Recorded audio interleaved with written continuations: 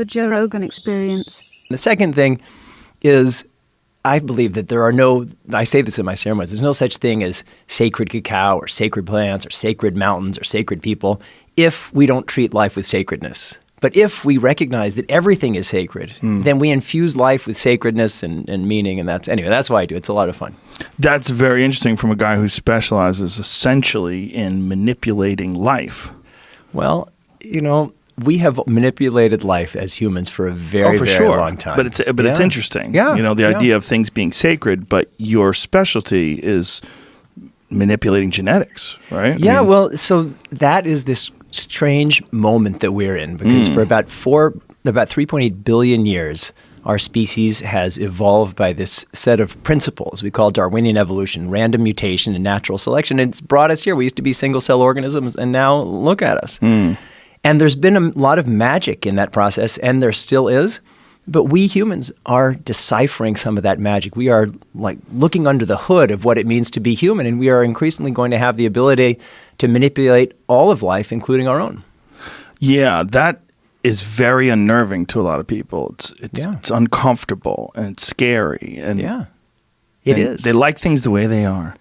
Jamie, I'd like to stay the way I am. We always think that. Why do we always think that? Because there's a built-in conservatism in our brains. And yet we live these lives that are entirely dependent on these radical changes that our ancestors have created. I mean, we didn't find this building or agriculture or medicine in nature. We built all those things. And then everybody gets a new baseline when you're born. And you think, well, I want organic corn.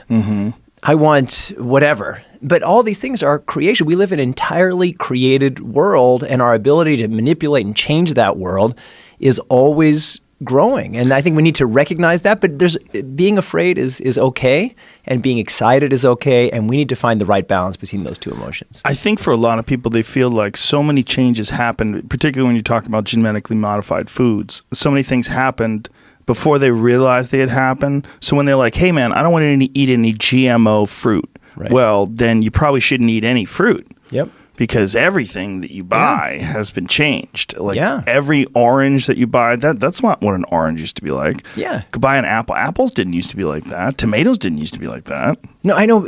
We reset our baseline just from when we were kids. So if you went back 12,000 years ago to the end of the last ice age, and you said, all right, find me all these things that we buy at Whole Foods. Most of them didn't exist. We've created them. Sure. And then in the 1970s, we had the ability to do what's recombinant DNA, what people call genetic modification.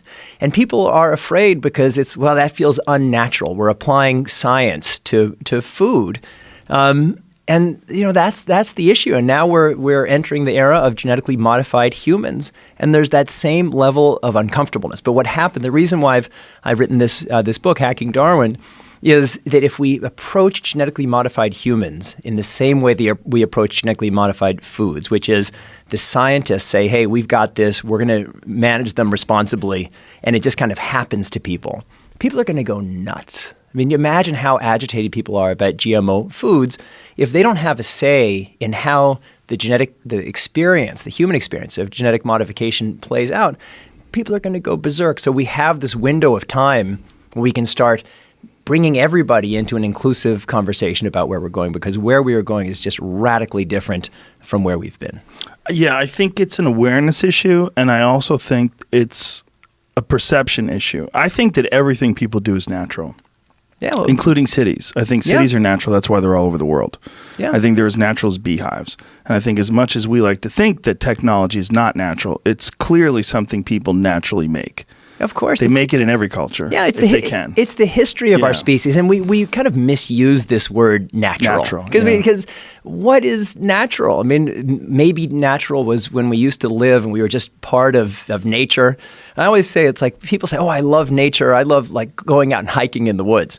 The reason you love hiking in the woods is that we've murdered all the predators. It's like in the old days, you stay in your cave. You're not going out and hiking in the woods. Right. There's stuff that's going to kill you out there. I know. That was a massive luxury to go wander through the forest with no weapons. Yeah. Like nobody did that. Exactly. No, exactly. But people say, oh, I want nature. I want my natural natural corn. I want my natural Chihuahua, even though 25,000 years ago there's no Chihuahuas. That was a wolf. There's wolves. Yeah. And look what we've done to them. I know. Well, look what we have done to them. Made them pugs. Yeah. If you had natural wheat, or natural corn in particular, natural corn used to be a tiny little thing. Yeah, it's just a few weeds. Yeah, weird, gross little grain. Yep.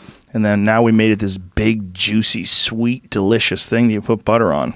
Which is great, but we can't fetishize. It doesn't have glyphosate on it.